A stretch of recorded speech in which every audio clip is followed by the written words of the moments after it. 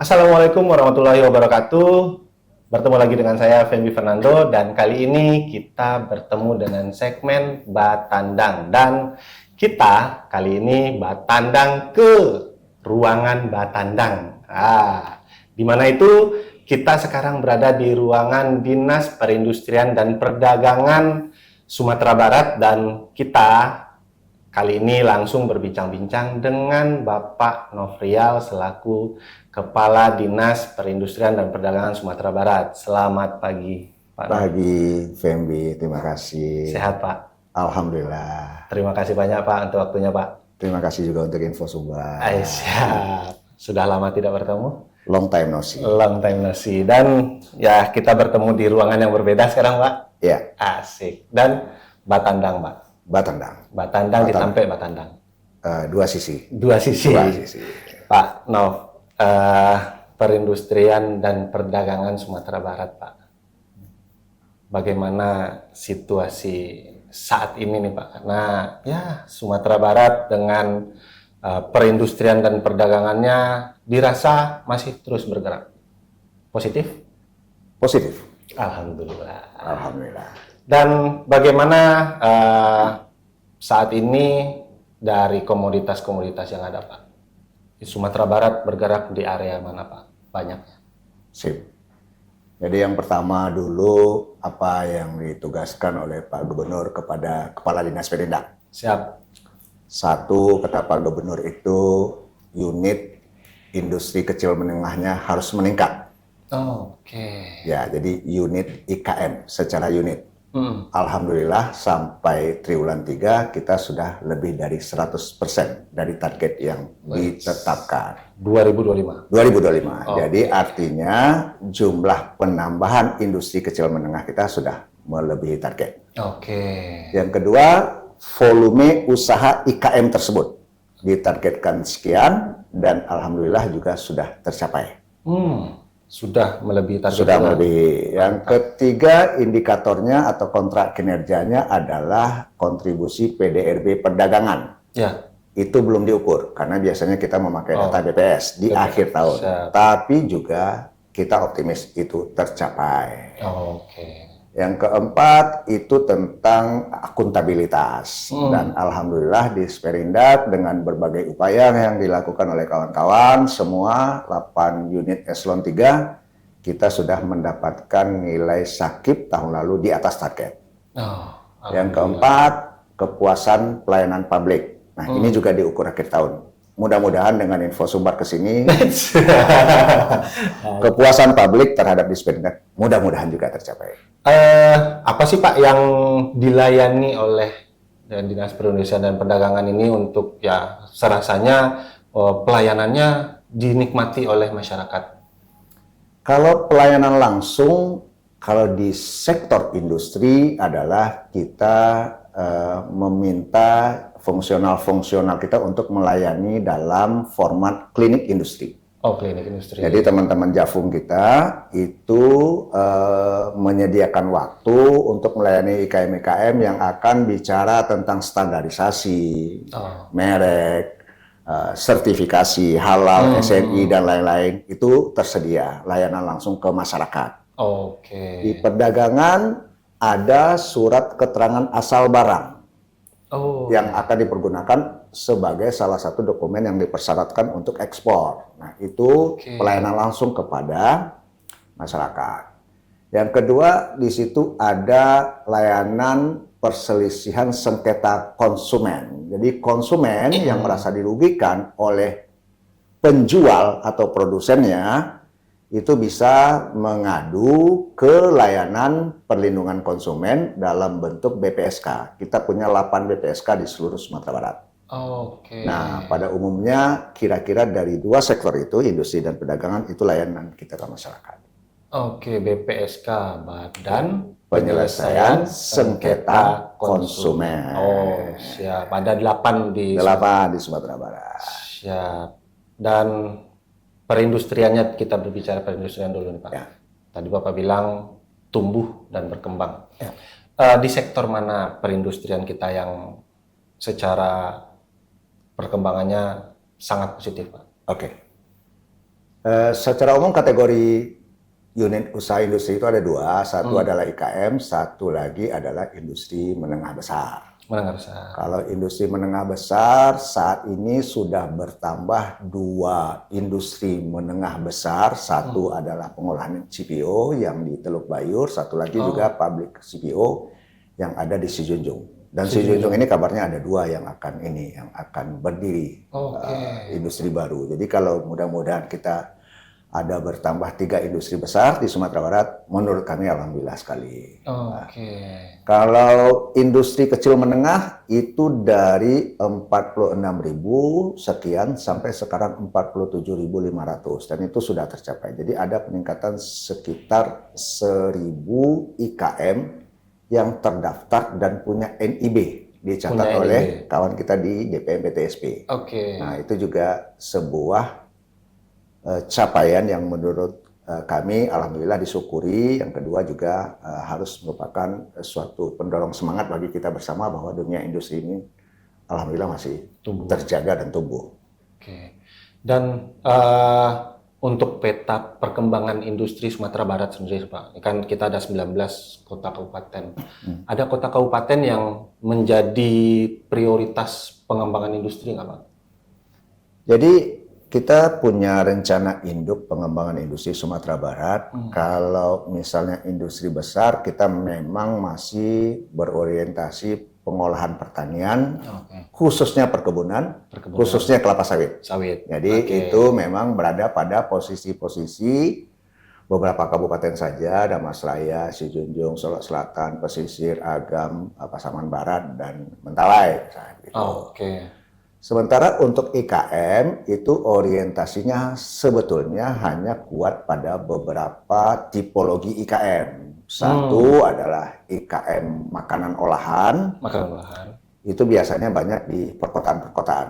Kalau Febi mau nanya, sebetulnya bisa dilihat Bagalandang Maturang banyak. Di mana banyak IKM makanan, pasti jawabannya Bukit Tinggi dan sekitarnya. Payakumbuh dan sekitarnya, Padang dan sekitarnya, kan begitu.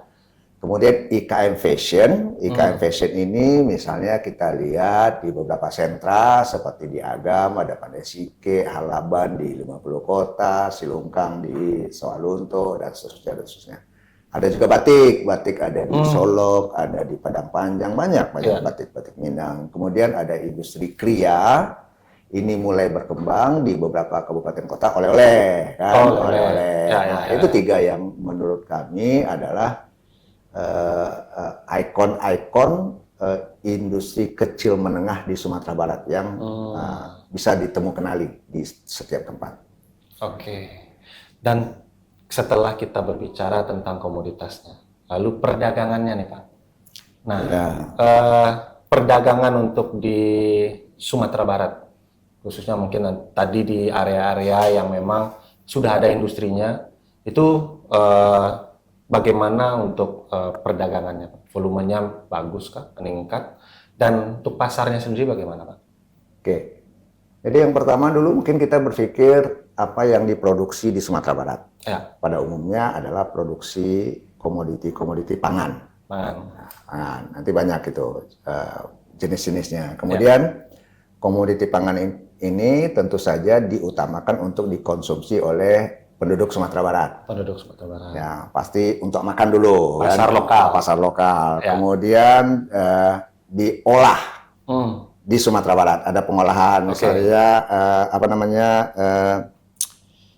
padi menjadi beras, cabai menjadi saus tomat, kemudian sayur menjadi sayuran segar atau apa kan. Hal seperti tadi itu kita namakan pengolahan. Kemudian baru diperdagangkan. Baik barang mentahnya maupun barang olahannya. Nah, di perdagangan pada umumnya kita memang lebih banyak memperdagangkan barang-barang pangan olahan. Yang berasal dari pertanian, tanaman pangan, dan hortikultura sampai ke buah-buahan. Nah, itu yang paling banyak sampai kepada perdagangan antar provinsi. Sampai ke perdagangan antar pulau, begitu nomenklatur di perdagangan, sampai kepada ekspor. Jadi yang paling banyak memang komoditi-komoditi di bidang pertanian. Pertanian, Pak. Khususnya kalau diekspor tentu saja kita bicara tentang perkebunan CPO, Oh ya. karet, Karet. kopi, kasia dan lain-lain. Itu komoditi pertanian secara umum. Ya. Oke. Nah, kalau perdagangan tadi kita berbicara Bapak antar provinsi. Provinsi mana yang menjadi tujuan besar perdagangan kita, Pak? Ini menarik. Ternyata memang Sumatera Barat itu penyuplai bahan pangan untuk provinsi tetangga di Sumatera bagian tengah. Sumatera bagian tengah. Ya, jadi paling banyak bahan pangan kita, pertanian, perkebunan, perikanan, peternakan, telur dan ayam. Oke. Itu ke provinsi tetangga, Riau, porsi utama, kemudian Jambi, Bengkulu. Oh, Jambi, Bengkulu. Dan kemudian kita juga mengisi porsi untuk daerah Jawa dan sekitarnya, tapi melalui titik simpul di Jakarta, Pasar Induk, Kramat Jati, dan lain-lain. Berarti ada komoditas kita sampai ke Pasar Induk berarti? Ada. Jauh nggak, Pak? Jauh. Lari saja. Dan secara kualitas bersaing? Bersaing. Sangat bersaing, Pak, ya? Ada guyonnya. Kalau mau beli lado Padang. Taraso Padeh. Taraso Padeh. Oke. Siap. Berarti sampai saat ini secara perdagangan kita sudah bisa bergerak lah komoditas kita secara regional. Ya. Bahkan sampai ke Jakarta pun barang kita juga bersaing. Ya. Dan untuk ekspor ya, Pak. Ya. Ekspor ini sampai saat ini data kita bagaimana, Pak? Untuk negara tujuannya, komoditas ekspornya itu seperti apa, Pak? Jadi tadi pagi kita baru saja diskusi, ternyata menarik bahwa ekspor kita masih dikuasai secara volume oleh produk olahan kelapa sawit. Kelapa sawit. CPO. Oke. Dan kemudian ternyata untuk satu komoditi olahan sawit itu kita sudah masuk ke 12 negara. Saya kaget juga, ternyata 12 negara yang membeli produk olahan sawit kita. Nah, kalau misalnya itu yang agak menyemangati kita, ternyata luasan negara impor produk kita lumayan variatif, lumayan banyak.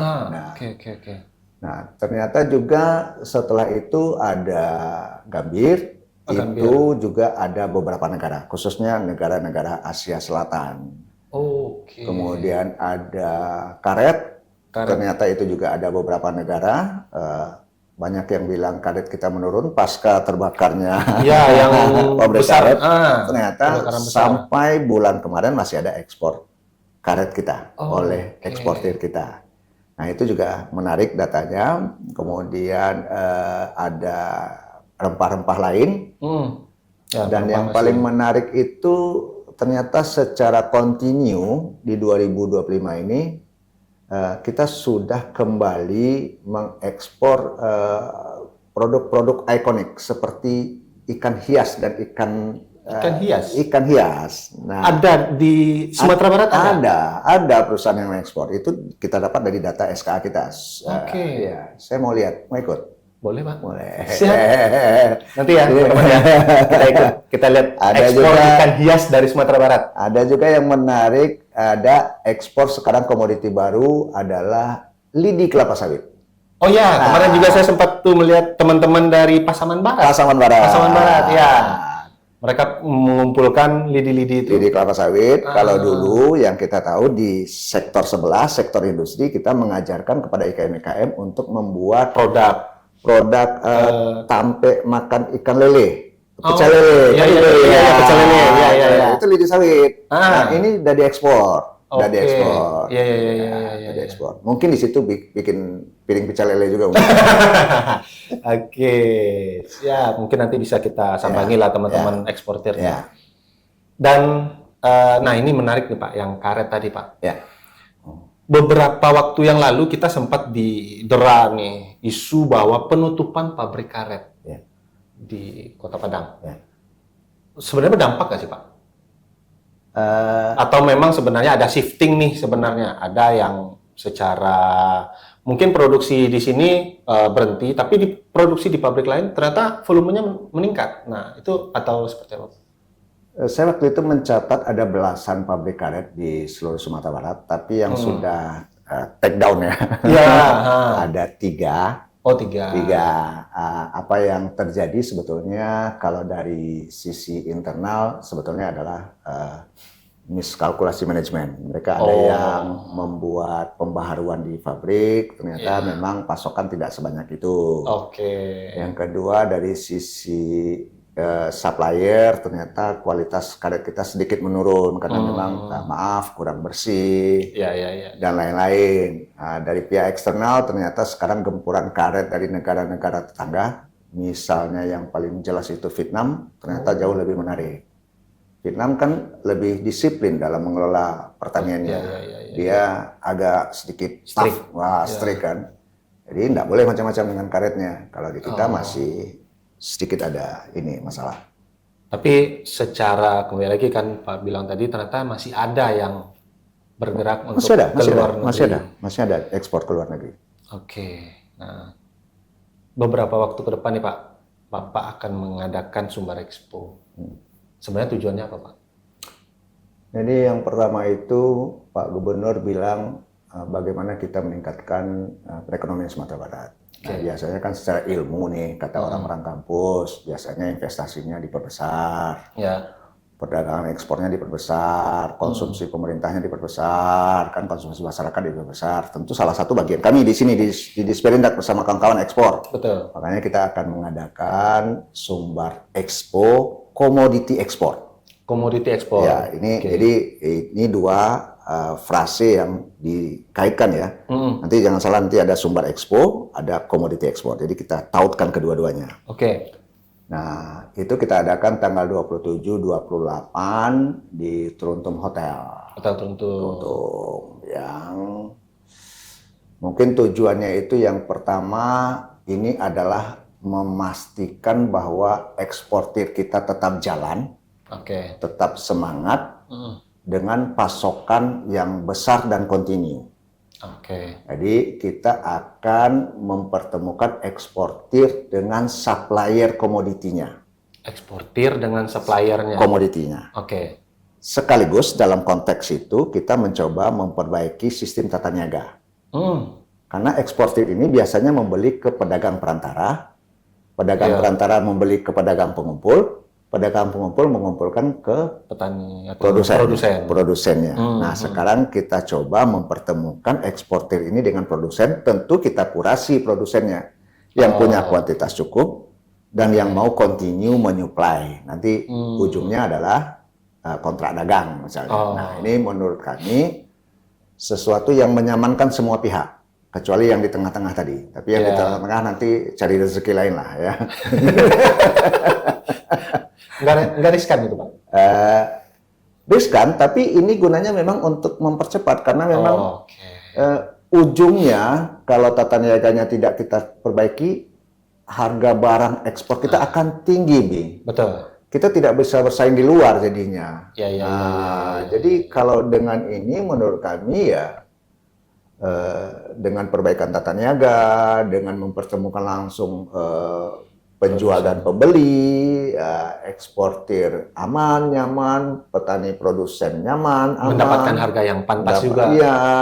Kalau misalnya ada yang kurang nyaman, ya masuk di 2 sisi itu. Jadilah eksportir atau jadilah produser. Gitu kan. Betul. Siap. Mudah-mudahan aman. Dan komoditas apa aja yang Bapak ajak untuk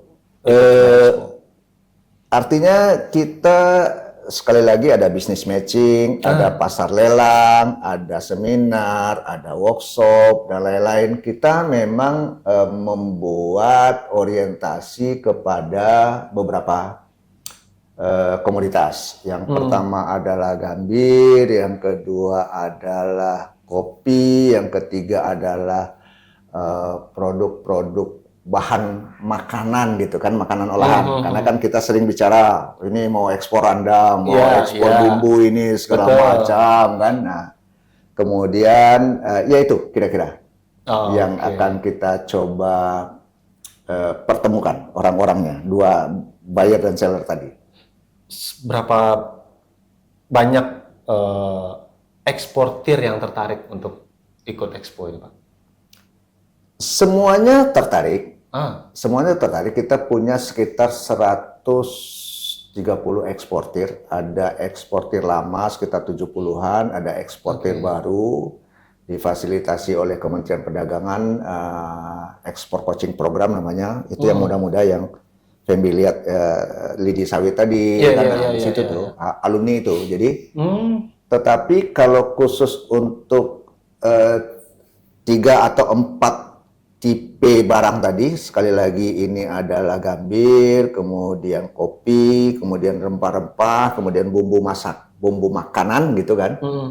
Itu eksportirnya yang sudah berminat untuk ikut bisnis matching itu ada 11 eksportir. Memang kita kurasi. iya. Jadi 11 eksportir dari 4 komoditi tersebut kita pertemukan dengan sekitar 40 supplier produsen yang sudah kita kurasi secara kuantitas, kualitas, dan kontinuitas. Oke, kualitas, kuantitas, Ya, kontinuitas. jadi barangnya bagus, kualitasnya mencukupi, nggak mungkin lah eksportir akan deal dengan Abu punya 100 kilo, nggak mungkin begitu kan, pasti tontonan gitu kan, dan dia mau untuk mengikatkan diri dalam kontrak ya dalam setahun, 6 bulan gitu kan. Gitu. Itu kalau bicara jumlah eksportir yang akan ikut bisnis matching, tetapi semua eksportir kita harapkan datang, karena di situ juga ada seminar, ada talk show, dan lain-lain. Kalau untuk seminarnya itu siapa aja yang nanti yang akan berbicara, Pak? Jadi seminar alhamdulillah akan dihadiri oleh sedianya Pak Menteri, tapi kemudian yang datang Ibu Dirjen dan salah satu direktur, kemudian kita minta juga dari Kadin Indonesia, ketuanya, alhamdulillah sudah confirm, Kepala Perwakilan Bank Indonesia, kemudian yang menarik, ini sedikit nih, kita memilih 4 bupati untuk bicara potensi komoditi ekspor di daerahnya. Jadi kira-kira lucu-lucuannya nih, kira-kira kita cari bupati yang berorientasi komoditi ekspor. Bupati mana ya, Pak? Bupati 50 kota, pasti, Bupati Pesisir Selatan, Bupati Padang Pariaman, dan Bupati Solok. Konteksnya hanya kita akan lihat ini tidak subjektif ya, tapi daerah itu kami rasa punya komoditi ekspor yang relatif banyak dan variatif. Kemudian bupatinya kita minta memaparkan apa yang ingin dilakukan oleh pemerintah daerah untuk menumbuh kembangkan produksi komoditi ekspor. Yang Bapak ketahui nih, untuk yang Padang Pariaman, 50 kota, Solok, dan Pesel, komoditi apa yang kira-kira akan mereka bawa nih, Pak? Banyak, yang 4 tadi, gambir. Gambir. Gambir ini dari mana? Ada 50 kota, dari pesisir selatan. Di pesisir selatan ada gambir ini? Ada kopi, ada rempah-rempah. Rempah-rempah kopi itu kan Kabupaten Solok. Ya, rempah-rempah itu kasia, pinang, gandamungu, itu rempah-rempah ya. Kemudian bahan atau bumbu makanan tadi itu juga ada di tempat-tempat ini gitu. Berarti 4 bupati inilah yang itu akan dua sesi seminar yang akan kita adakan. 2 sesi. Ya, jadi 1 sesi kebijakan, 1 sesi daerah. Daerah. Yang kebijakan yang tadi yang dari kementerian, dari Kadin, dan dari Bank Indonesia. Nanti ada talk show juga, Pak? Ada talk show. Talk show ini? Kita mau niru-niru ini yang banyak di televisi sekarang. Jadi ngomong tanpa format, kita coba provokasi secara positif apa yang ada di pikiran masing-masing, tanpa betul-betul tanpa format, tanpa persiapan, ya seperti kita inilah dialog kan. Nanti ada dua talk show. Talk show pertama itu kita akan mencoba mengadu para fasilitator, instansi, lembaga, kantor yang memfasilitasi ekspor ini. Bea cukai, karantina, perbankan, kemudian Pelindo. Kira-kira nanti kita ngomong-ngomong ringan ala talk show. Nanti apa yang menjadi tugas mereka, apa yang menjadi halangan mereka, dan bagaimana mereka bisa membantu pengembangan ekspor. Oke. Nah, yang kedua, talkshow yang kedua, kita hadirkan pemain-pemain langsung. Pemain ekspor nih. Pemain ekspor. Kita minta 2 dari IEC, Indonesian Export Channel, dari pusat 1, dari sini 1 ada anak muda, dia juga eksportir. Kemudian kita minta Agrofood, kita minta Sadli, kita minta dari Apindo juga eksportir. Nah, nanti mereka ada 6 orang, nanti chit-chat lah. Kira-kira pengalaman mereka, kayak Pak Haji itu berkeliling dari negara ke negara, toko-toko pintu, jualan kan. Jajan. Assalamualaikum. Mudah-mudahan Haji mau cerita itu kan. Kita tunggu Pak Haji. Kita tunggu Pak Haji. Oke, siap. Dan ada awards juga. Ada award. Awards ini seperti apa, Pak? Jadi sudah lama ekspor ini tidak kita apresiasi, ya karena memang dunia mereka kan dunia nyata. Kita pemerintah ya biasa main regulasi segala macam. Kita akan coba, tapi basisnya adalah SKA yang dimintakan ke kita. Nah, jadi ada sedikit ini nih, mungkin pada kesempatan ini. Tidak semua ekspor Sumatera Barat itu tercatat sebagai ekspor Sumatera Barat. Kalau dia memakai pelabuhan lain dan meminta SKA di daerah lain. Contohnya kan dia mengirim lewat Belawan Medan, diminta SKA-nya di situ. Sebetulnya rugi Sumatera Barat. Karena dicatat ekspornya di Sumatera Utara. Itu banyak. Iya, saya pernah berbincang-bincang dengan salah satu petinggi BUMN shipping. Ya. Memang kendalanya itu memang banyak yang memilih untuk ke Belawan. Ya. Susah. Makanya Pelindo kita hadirkan di talkshow. Kenapa kapal tidak bisa reguler? Di situ nanti kita coba. Biaya freight-nya mahal, apa tidak mungkin dimurahkan dan lain-lain kan? Begitu. Di talkshow itu nanti kita coba bedah, kita gali kan. Nah, jadi award ini kita nanti takut tidak objektif kan, dikira subjektif. Jadi basisnya adalah eksportir yang meminta SKA di IPSKA, instansi penerbit SKA Sumatera Barat. SKA ini apa, Pak? Surat keterangan asal barang, Certificate of Origin. Jadi ada suatu dokumen ekspor yang menyatakan barang ini sebanyak ini, eksportirnya ini, pembelinya ini, asalnya dari sini, diminta didaftarkan di sini. Semua dinas perdagangan provinsi se-Indonesia adalah instansi penerbit SKA. Dan perdagangan ini sifatnya tidak provinsi, tetapi nasional. Jadi kalau barang Fembi ada barang ekspor, Fembi mau minta IPSK-nya di Sumut, di Riau, di Jakarta bisa saja. Tapi tercatatnya di sana. Tercatat di situ. Bukan barang sumbar. Nah, kan itu yang geli-geli Pak Gubernur kan. Ternyata rapor Novrial tidak begitu baik walaupun sudah tercapai. Iya. Tapi bayangkan kalau kalau SKA-nya diminta di sini semua, misalnya, itu kan rapornya makin baik. Betul. Sampai juara 1 itu kan. Iya. Tapi kita tidak bisa memaksa karena memang polisinya aturannya aturan nasional. Nah, jadi berdasarkan SKA dan 3 tahun terakhir kita akan memberikan award kepada yang pertama itu eksportir yang mempunyai pasar terbanyak. Terbanyak. Ya. Jadi negara tujuan ekspor itu paling banyak. Yang kedua adalah eksportir yang secara kontinu terus melakukan ekspor. Kontinuitas, sustainability kan. Yang ketiga, eksportir baru ini sangat kita berikan apresiasi. Tiba-tiba saja misalnya sekarang ada yang minta SKA hari ini atau sebelum nanti Sumbar Expo, dia adalah eksportir pemula. Eksportir pemula. Terserah nanti tidak umurnya, tapi pemula. Yang ketiga, ini yang menarik, eksportir yang kontinu dan sudah lama jadi eksportir.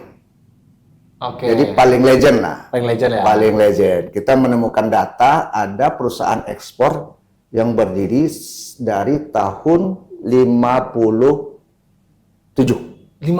di Sumatera Barat. Di Sumatera Barat. Menggunakan SKA Sumatera Barat. Kan betul Anggia Potena. Iya, Pak. Halo. Lifetime achievement. Kemudian eksportir yang punya variasi produk ekspor paling banyak, yang paling variatif. Oh, variatif. Jadi tidak hanya satu komoditi, 2 komoditi, mungkin ada 10 komoditi dia ekspor.